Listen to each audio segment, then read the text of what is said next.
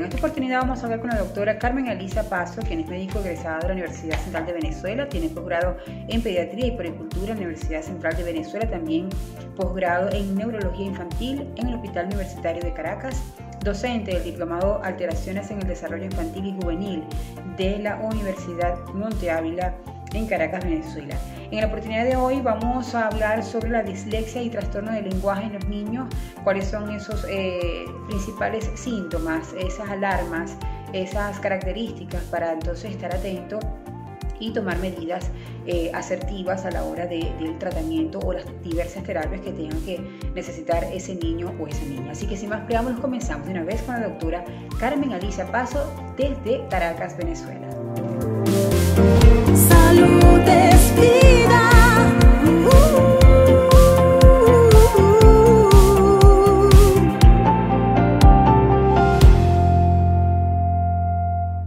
Bueno, estamos en presencia con la doctora Carmen Alicia Paso. Muchísimas gracias, Carmen, por aceptar esta invitación. Para mí es un honor, sobre todo ser el canal, ser esa antesala para esas mamás, sobre todo primerizas y también las no primerizas, porque siempre cada hijo es una sorpresa, cada hijo es alguien diferente totalmente. Hoy a tratar un tema bastante importante, como es la dislexia y el trastorno del lenguaje. Hay muchos mitos, hay muchas relaciones, hay personas que dicen que es lo mismo, hay otros que dicen que obligatoriamente si tiene dislexia tiene que haber trastorno del lenguaje. Vamos a ver cuál es la verdad, Carmen. Estos tipos de condiciones van llevadas siempre de la mano, son dos cosas diferentes, hay relaciones, pero para comenzar, Carmen, vamos a explicar qué es dislexia y, por supuesto, después el trastorno del lenguaje per se. ¿A qué se refiere eso? Adelante. Okay. Bueno, ante todo, encantada. Para mí es un placer estar acompañándote, María Ángel, y permitir este espacio para educar, ¿verdad? En un área que es tan importante como son los trastornos del neurodesarrollo, siendo los dos temas que vamos a tratar hoy, que están muy vinculados, tal cual como lo has dicho, bueno, parte de este gran grupo de los trastornos del neurodesarrollo, ¿no? Las dificultades específicas del aprendizaje de tipo verbal, que son las dislexias, como los trastornos del lenguaje. Ahora, me preguntabas que si son lo mismo, no son lo mismo, ¿verdad? Existe un gran grupo de trastornos, que son los trastornos del neurodesarrollo. Dentro de ellos se incluyen los trastornos del lenguaje y los trastornos específicos del aprendizaje, es otro gran grupo, dentro de los cuales está la dislexia, la discalculia, ¿sí? O la disgrafia, que es la dificultad para la escritura, y la discalculia, la dificultad para el cálculo, y la dislexia, que es la dificultad para la lectura.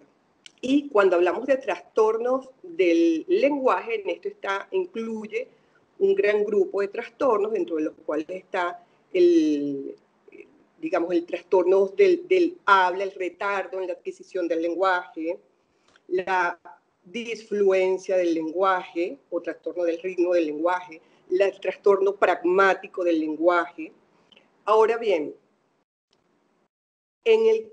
cuando existe la dislexia, ¿sí? Es frecuente encontrar variaciones en el lenguaje asociadas o como elementos que anteceden la identificación del signo clínico típico de la dislexia.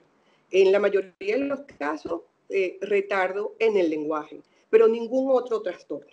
¿Okay? Porque la dislexia es un problema que se dice, a lo mejor va a sonar muy complicado, pero se dice que es un módulo específico, aun cuando tiene que ver con el lenguaje.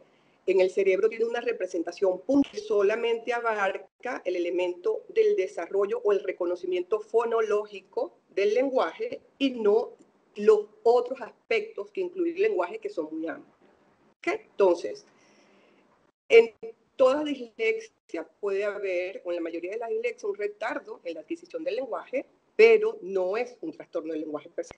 Ni en los trastornos del lenguaje siempre está implícita la dislexia. No sé si fue lo suficientemente clara con esto. Ahora, por lógica entendemos, Carmen, que obviamente cuando ya estamos viendo de que el niño tiene un retardo de lenguaje, por ahí iremos a comenzar, ¿ok? Por ahí Ok. iremos en plan de descarte, o me equivoco, ¿no? Cuando ya hay un retardo de lenguaje, ¿cuándo se puede determinar? Porque también hay situaciones, Carmen, que quizás, por ejemplo, ahorita que estamos nosotros en un mundo tan revuelto, hay tanta inmigración, ¿no? Y van esos niños que, bueno, no van de su país natal hacia otro país, ya se unen dos idiomas, entonces quizás hay confusiones, quizás se pueden escuchar, no, y seguro que como estamos en Estados Unidos, estamos aquí en Italia, entonces no maneja el idioma y por eso que se está retardando el lenguaje. Entonces ahí las maestras inclusive dicen, no, es porque manejan dos idiomas. Entonces como manejan dos idiomas, no haya el niño por dónde irse o por dónde guiarse y entonces ahí por eso el retardo del lenguaje. Yo quiero que deje el mensaje real porque hay unas, como tú dices, hay algo fisiológico que se da en el cerebro de todo niño que tiene que, me imagino, que cursar unos pasos para entonces tú como pediatra, neuróloga, poder diagnosticar que pudiera haber un trastorno del lenguaje. ¿Cuáles son entonces esos parámetros? ¿Cuáles son esos criterios para que la mamá sepamos y no tengamos duda ni la maestra, ni el país, ni las circunstancias que se nos puedan generar, sino que hay una parte fisiológica que no hay país y no hay maestra que pueda cambiar, que viene con todo en todos los cerebros, pues vamos a decirlo así. Sí, me parece súper interesante, así tal cual como lo planteas, ¿verdad? Porque es cierto que dentro del proceso madurativo del sistema nervioso central, el área del lenguaje es uno de los procesos más complejos dependientes del sistema nervioso central, ¿ok? Y está muy vinculado con inteligencia futura. Pero madurativamente tienen ya la persona experta, la mamá, los especialistas básicos en el abordaje del niño, tienen que saber que hay pasos que se dan y que están maduracionalmente vinculados con el desarrollo prelingüístico y lingüístico per se. Entonces, es así como dentro del proceso del desarrollo del lenguaje, por supuesto, la parte auditiva cumple importante. Entonces, digamos que desde el momento en que el niño nace, los elementos de orden sensitivo son los que tiene ya desarrollados, de orden sensorial. Entonces, la percepción del estímulo auditivo ya está presente. Y es importante darse cuenta que el niño percibe los estímulos del medio ambiente y reacciona ante los estímulos del medio ambiente. De hecho, ahorita está muy de práctica que a los niños recién nacidos se le hacen emisiones otoacústicas para saber si la vía auditiva está o no comprometida desde el momento del nacimiento y así empezar con estimulaciones tempranas en este sentido. Pero, en fin, desde el recién nacido se están dando ya los visos de que el sistema perceptor del lenguaje receptivo está funcionalmente adecuado. Y es a partir de los 4 meses cuando uno puede ya darse cuenta de que el niño responde más específicamente, porque antes se alerta, pero realmente comienza a buscar a partir de los 4 meses de dónde viene el estímulo específicamente, responde a su nombre, a la voz materna, a la voz paterna en específico, los ubica. Entonces ya por allí sabemos que el canal receptor está funcionando adecuadamente. Y es a partir de entonces cuando comienza el lenguaje expresivo a dar como los primeros visos de un adecuado funcionamiento. Obviamente tenemos ya la emisión de sonido de la designación, el inicio de la sonrisa social a partir del mes de edad, que ya eso es una función donde vas midiendo la interrelación, que es un elemento muy importante de la clave social dentro del proceso del lenguaje. Y posteriormente, a los 4 meses, comienza la emisión de sonidos guturales, el ¿sí? A partir de entonces, a los 6 meses de edad, comienza la formación del silabeo. Pa, pa, pa, pa, da, ma, ma, ma, ma, ma. En ese momento decimos, bueno, las cosas van bien desde el punto de vista del lenguaje de los elementos prelingüísticos. A partir de entonces comienza la emisión de gritos y vocalizaciones, ¿sí? Acompañados de ese silabeo y todos los sonidos previos. Ya a partir de los 9 meses de edad hay una vinculación bien en correspondencia con lo que tiene que ver con los elementos antes del desarrollo del lenguaje propiamente dicho, y es la respuesta en correspondencia, ¿no? La imitación inclusive de los sonidos que las personas con las que se vincula este niño emiten.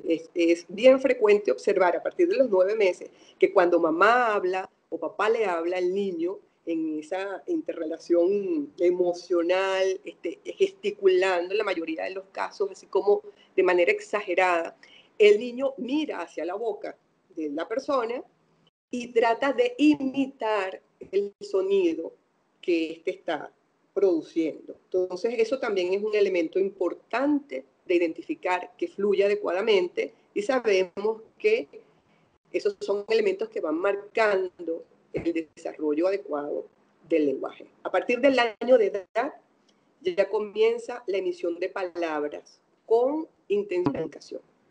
Y esto es un elemento bien importante, porque no es lo mismo que el niño a los 12 meses todavía siga con el da, ma, o pa, que inició a partir de los 6, 7, ¿verdad? Donde no hay ninguna intención comunicativa, sino más que la demostración, digamos de alguna manera, de que todo lo que es la base el sustrato anatómico del habla va desarrollando de manera adecuada. Ya en ese momento sepas que hay una emisión de un sonido en correspondencia a un estímulo o para demandar una respuesta en un interlocutor, mamá, papá o cualquier familiar, ¿ok? Entonces ya comienza allí la emisión de las primeras palabras a partir de los 12 meses. Se dice que a los 12 meses el niño debe tener por lo menos una palabra con sentido de comunicación. Es cuando comienza la real emisión del mamá. Ahora sí es mamá, no para todo lo que no, que lo emite hacia el aire sin ningún significado, sino viendo a su mamá, dice mamá, viendo a su papá, dice papá, o viendo incluso el papá, sin decir papá, puede emitir un sonido que lo relacione con él, y ya eso uno lo puede considerar como el bosquejo de una palabra, sin ser realmente papá. Entonces ahí lo importante es la intención de comunicación, ¿okay? La emisión del sonido con un significado específico. Y a partir de entonces ya lo que pasa de ahí en adelante es que va adquiriéndose o sumándose palabras a este repertorio del vocabulario del niño, ¿no? Entonces uno estima que ya a los 15 meses debe tener un número de palabras esperadas para esa edad, a los 18 meses un número de palabras esperadas para esa edad, a los 24 meses un número de palabras esperadas, y eso enmarcado en el contexto de lo que se considera maduración del desarrollo del lenguaje, que es bien importante tenerlo en cuenta, porque cuando eso sale del patrón que se espera, ya allí hay un retardo en la adquisición del lenguaje, ¿sí?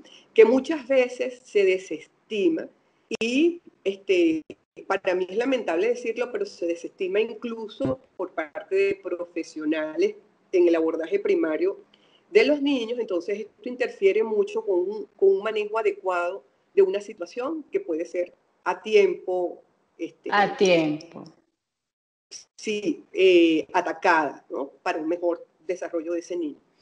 Eso está bien descrito, cuántas palabras más o menos debe tenerse por cada periodo de edad. Lo importante es que el niño entienda comandos, que responda a comandos y que emita sonidos o palabras con intención comunicativa.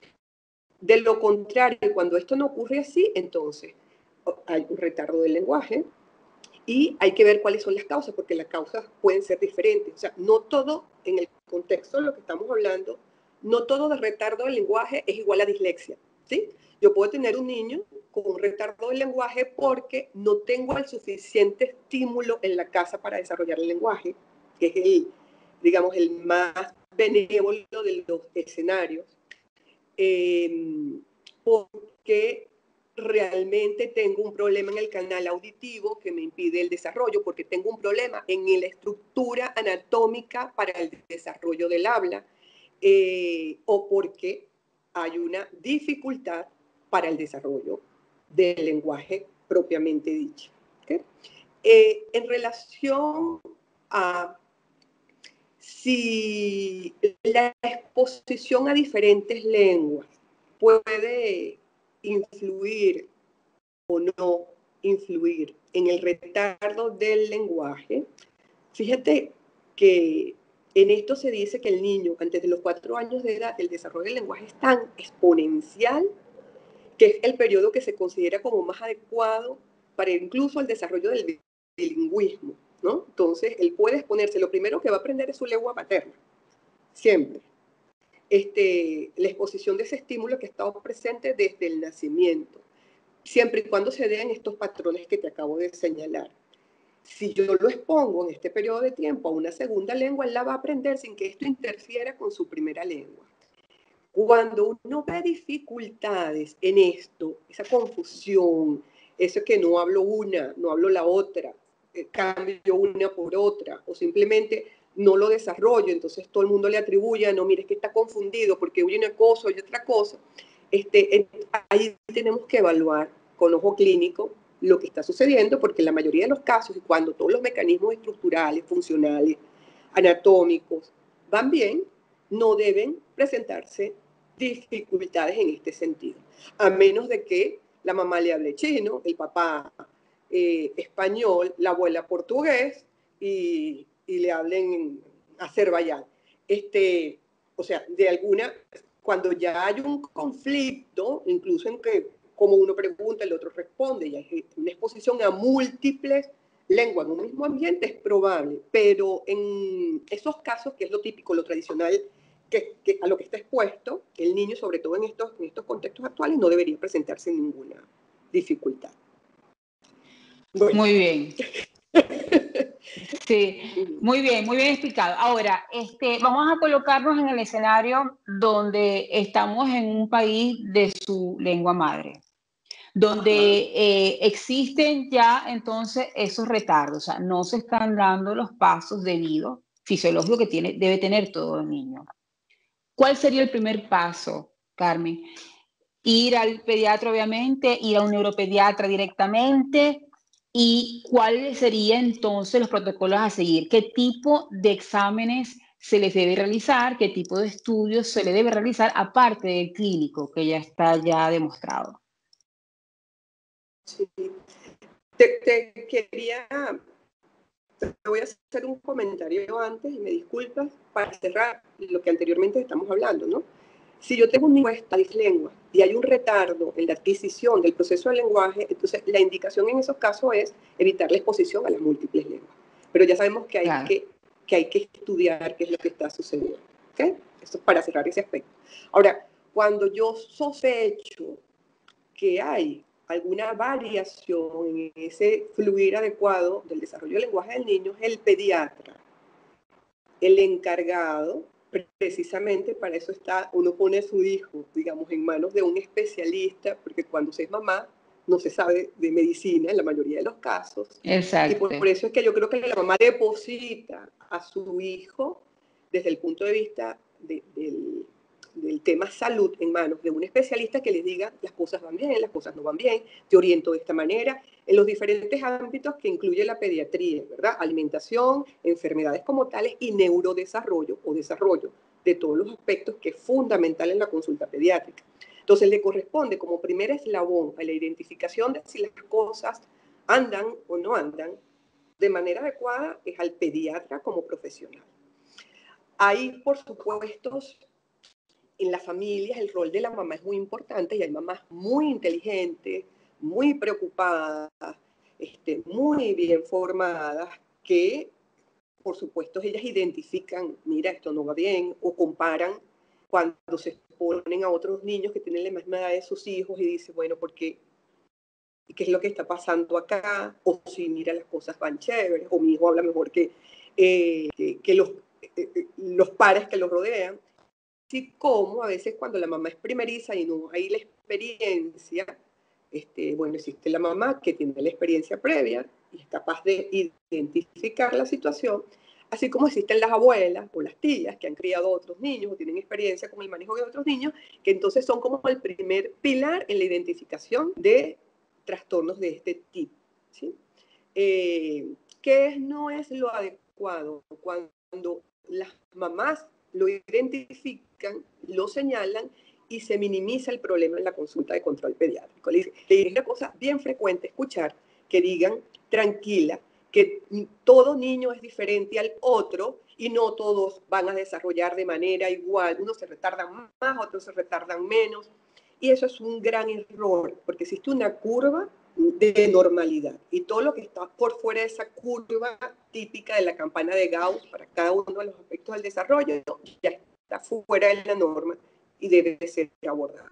Y yo creo que corresponde al pediatra pues estar muy bien informado en estos aspectos porque es como nuestra primera clave al abordaje de estos temas. Ahora bien, si se identifica el trastorno, el retardo, o alguna otra variación en el desarrollo del lenguaje, lo primero es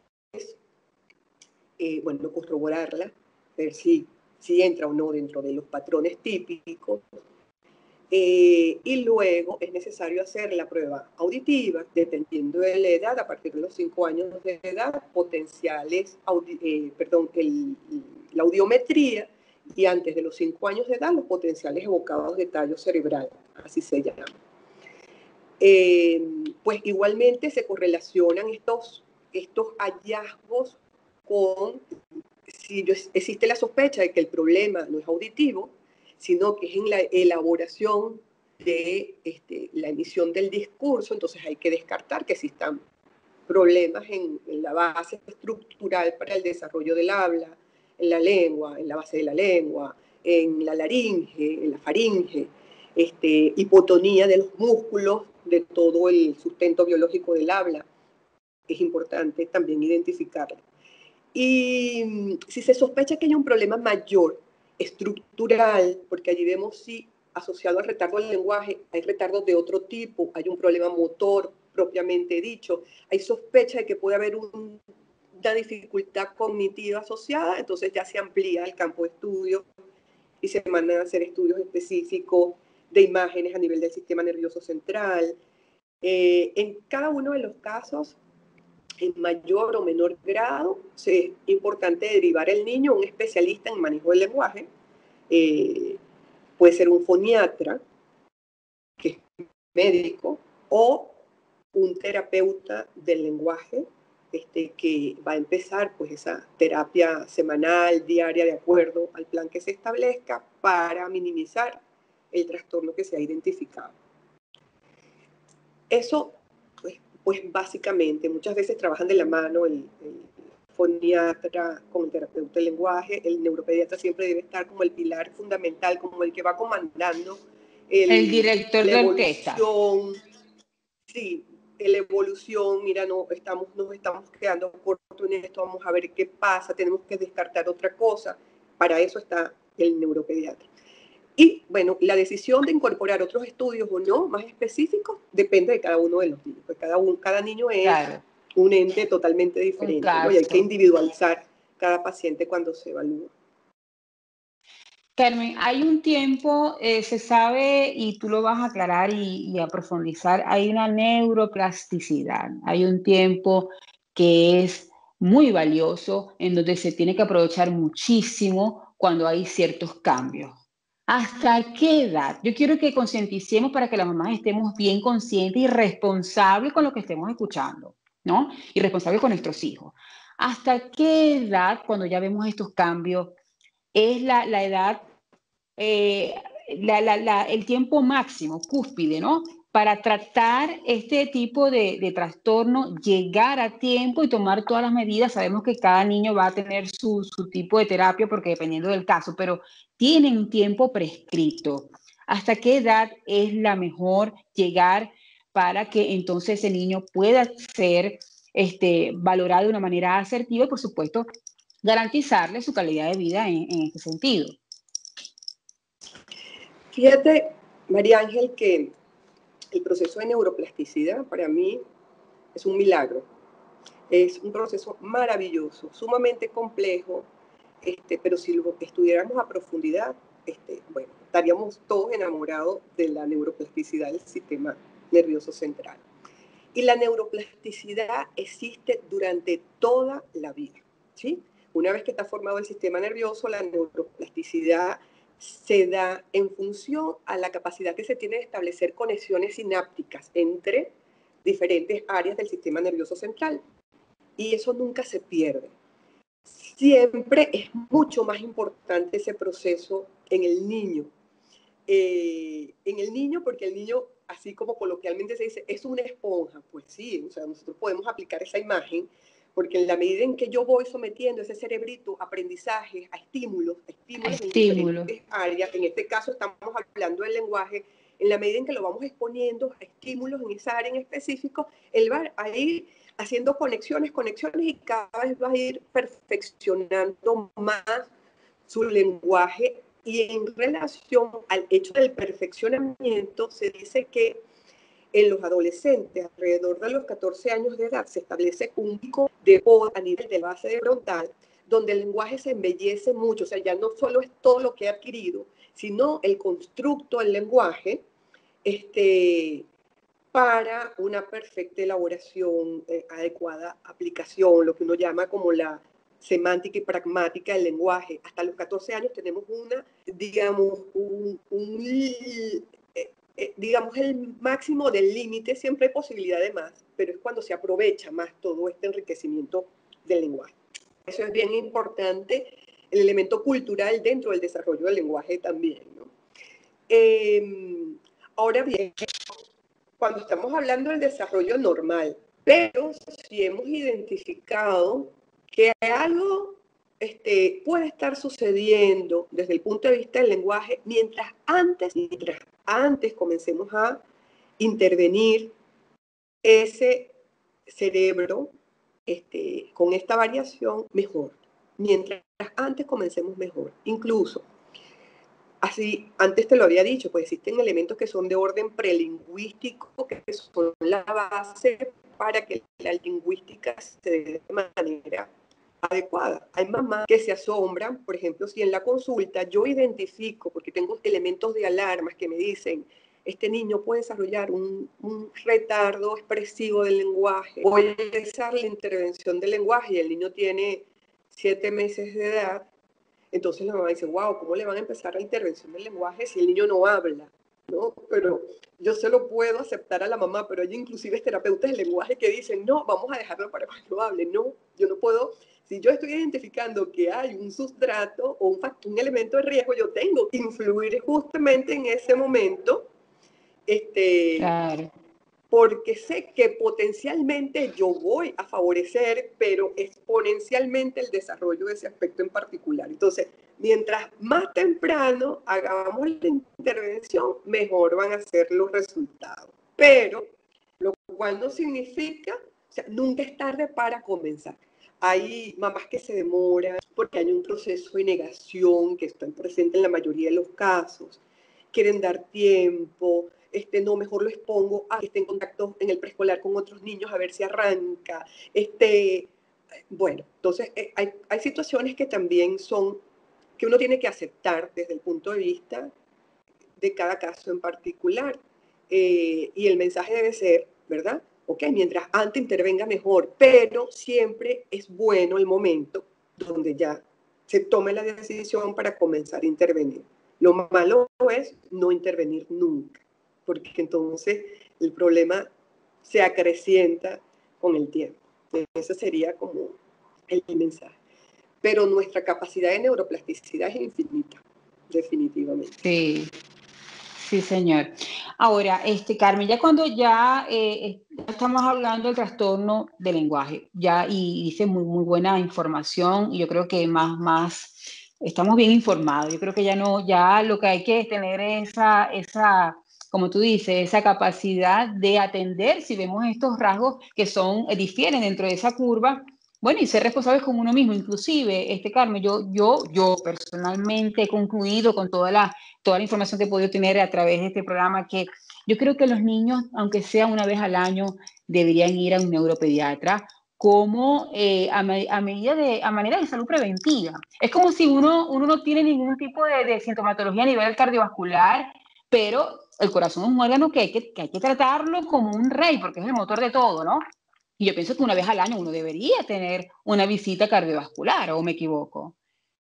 Bueno, en ese sentido te puedo decir que fíjate que muchas veces se relaciona el papel del neuropediatra con elementos que son evidentes, contundentes, muy grandes, que no se pueden negar, con Claro. alteraciones vinculadas con estructurales del sistema nervioso. Pero resulta que uno de cada 4 niños, lo cual es desde el punto de vista estadístico, tiene un valor importantísimo.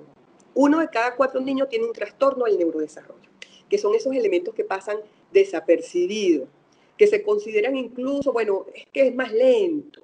No, es que todo niño es diferente. Y entonces los problemas se comienzan a ver progresivamente y ya se acude cuando es tarde para el abordaje.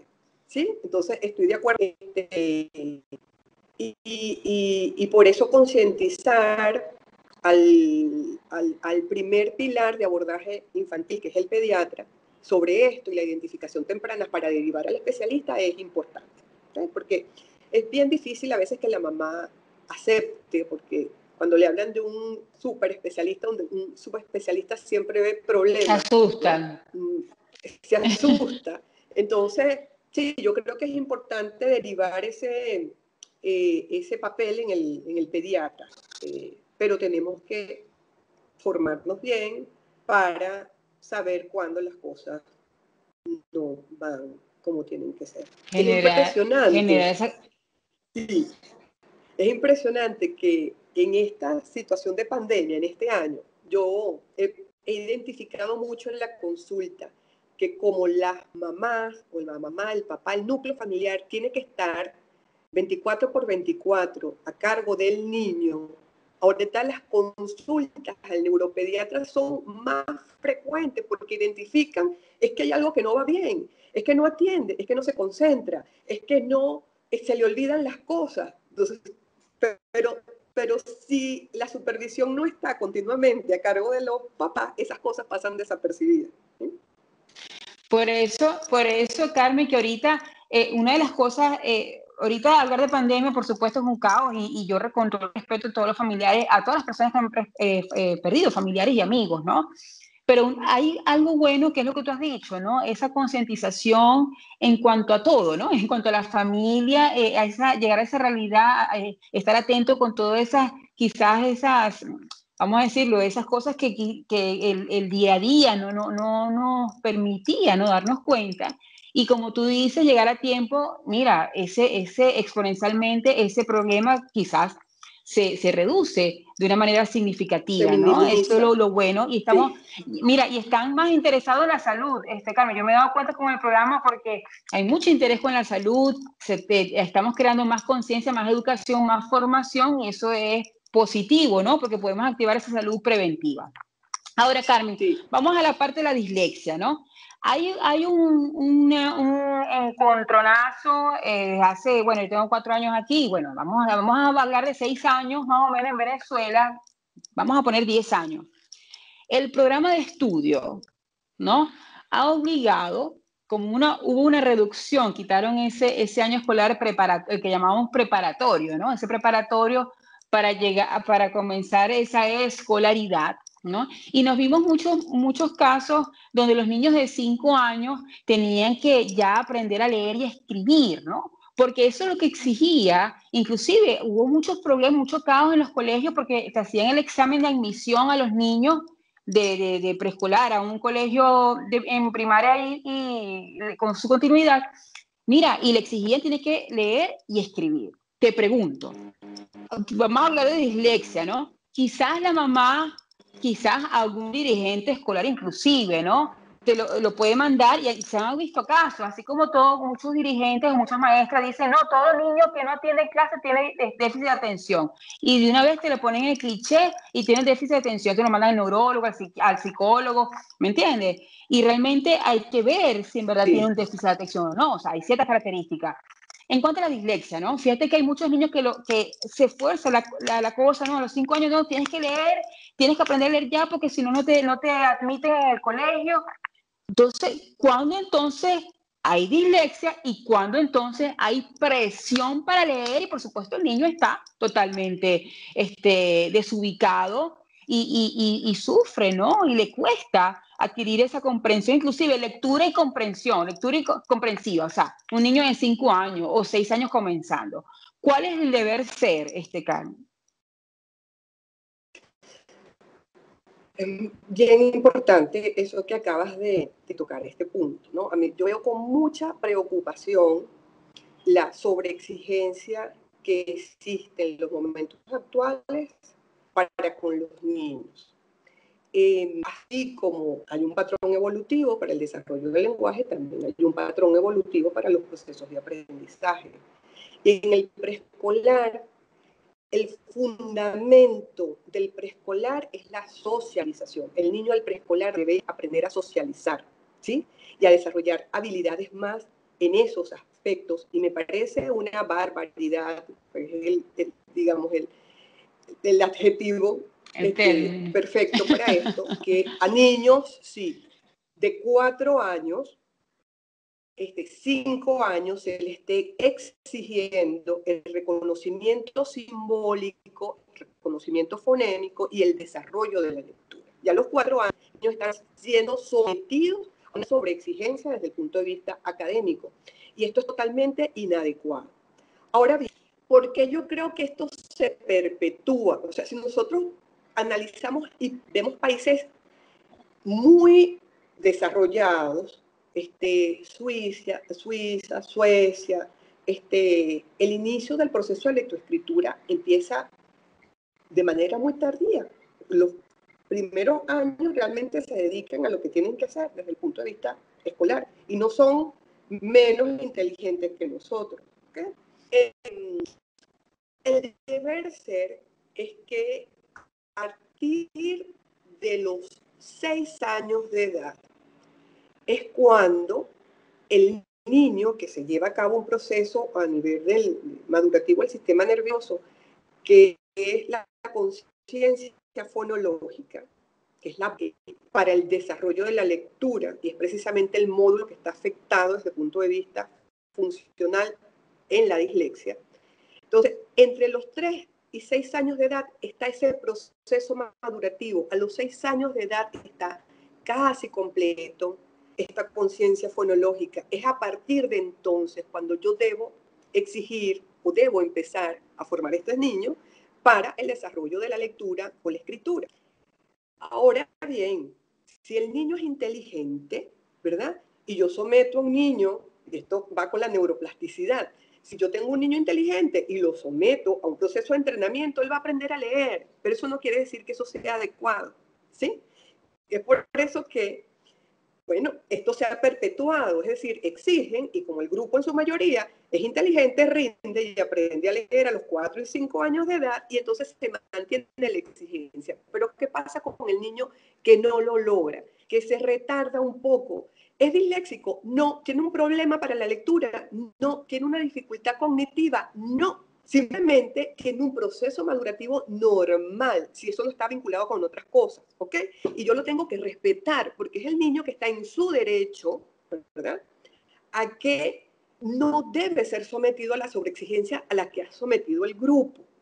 Y yo quisiera que eso se considerara, se tomara en cuenta. Yo he hablado directamente con algunos miembros, por supuesto no son cabezas, pero del ministerio y con los colegios y por supuesto todo el mundo se lava la mano. Yo no sé de dónde salió eso, porque con cualquier profesional en el proceso de aprendizaje que tú hables está de acuerdo que no es adecuado toda esta sobreexigencia.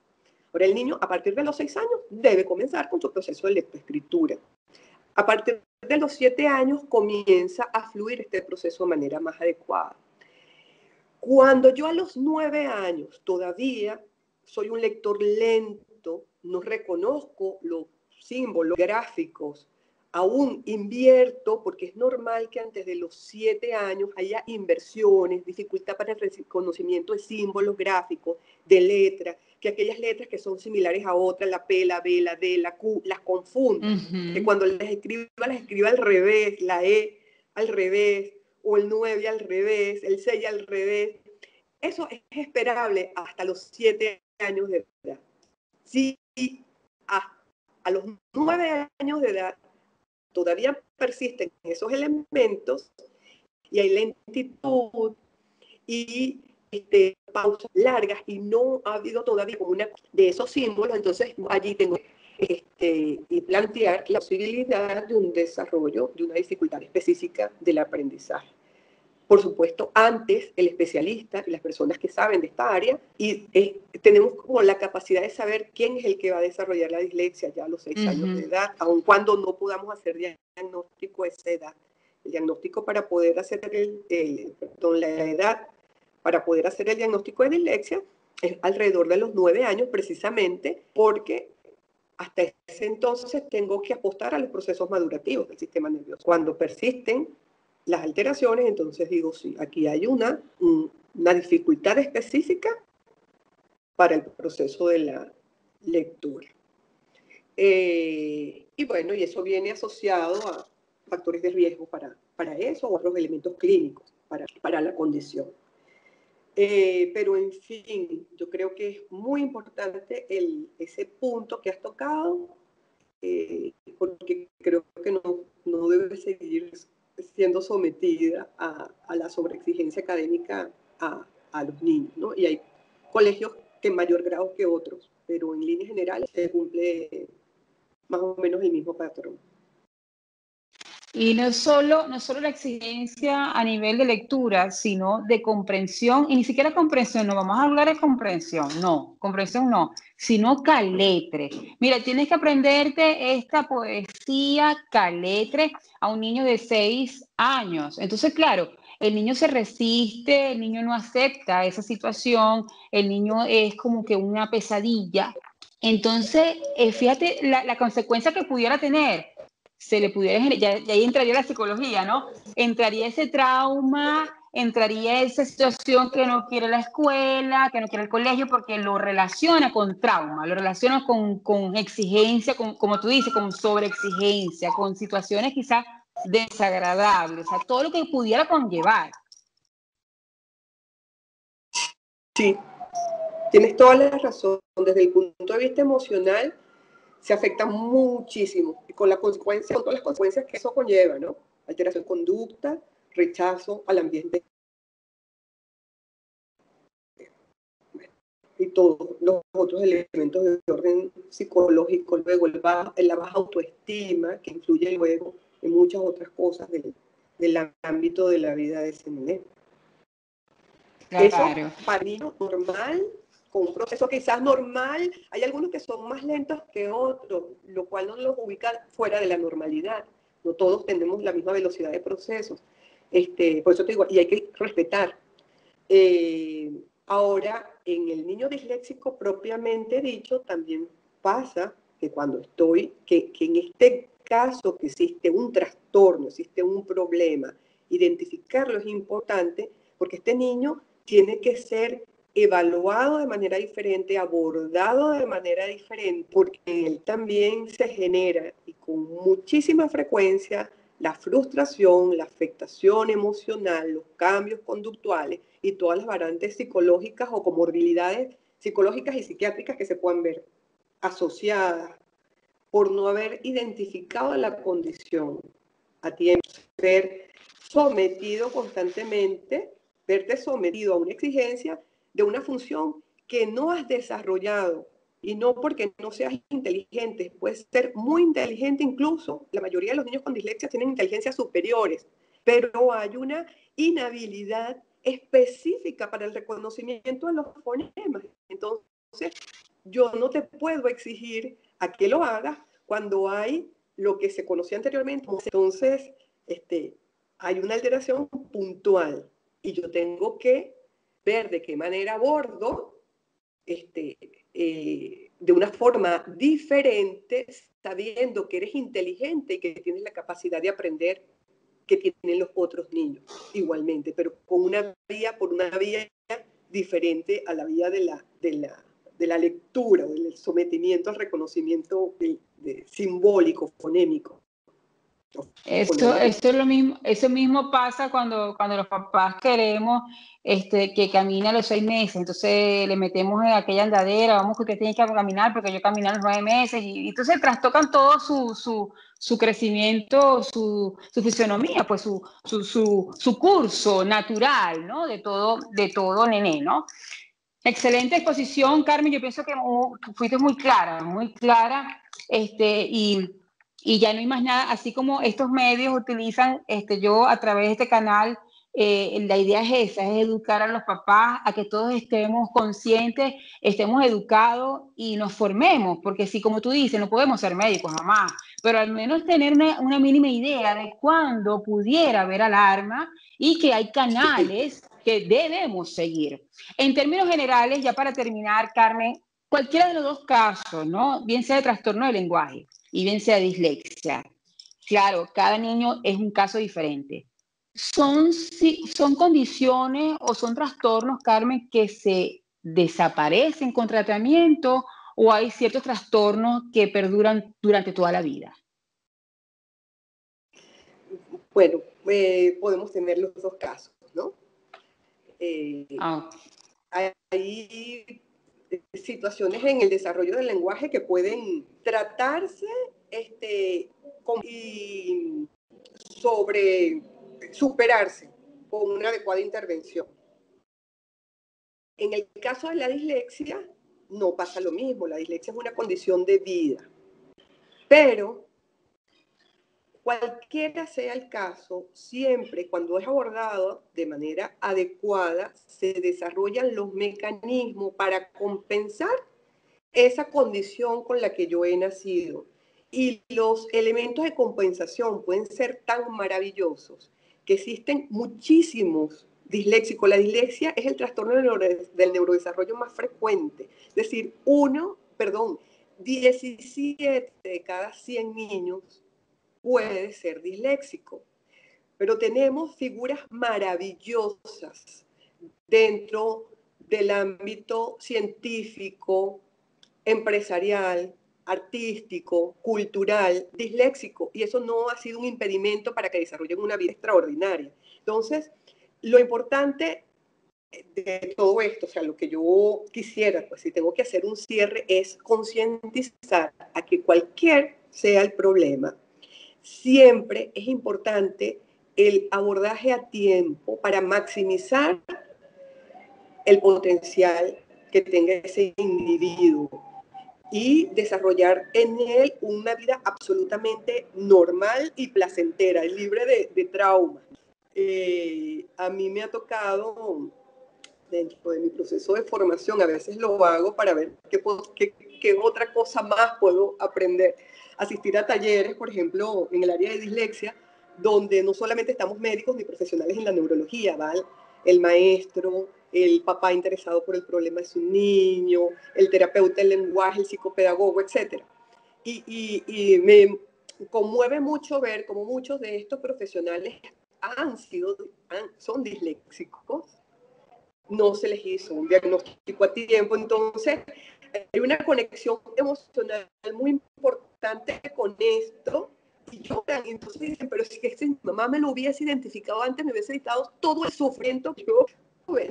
Es un problema importante, y es un problema importante para el niño que lo padece, y es responsabilidad del padre ocuparse y minimizar ese compromiso y todo lo que implique emocionalmente para el niño el padecer de una situación de esta naturaleza, ¿no? O sea, involucrarse, identificarlo y no negarlo, sino ocuparse de la situación es fundamental, porque ¿qué es lo que uno como papá quiere? Pues que el niño se desarrolle lo más adecuadamente para la vida.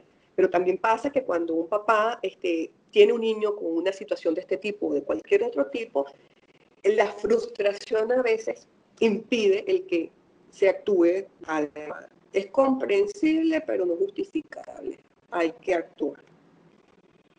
Yo pienso, muy bonita su palabra, Carmen, yo pienso que el papá del siglo XXI tiene que ya aceptar de que todo evoluciona, de que la medicina evoluciona, de que el mundo evoluciona, y obviamente ya al tener, por ejemplo, este canal, al tener esta entrevista donde hay soluciones para una mejor calidad de vida de ese niño, de esa niña, dependiendo, por supuesto, de cada situación que se presente, ya yo creo que tiene que abrirse y quizás pueda ayudar Sí. a aceptar X situación y sobre todo, repito, que hay soluciones y especialistas como tú que se están actualizando y están a la vanguardia porque ustedes nunca dejan de estudiar. Entonces están a la vanguardia de todos esos avances porque siempre hay investigadores. O sea, es un trabajo mancomunado que ellos tienen que saber y por eso que ese es mi objetivo principal, es darle esta puerta a toda esa comunidad, ¿ok?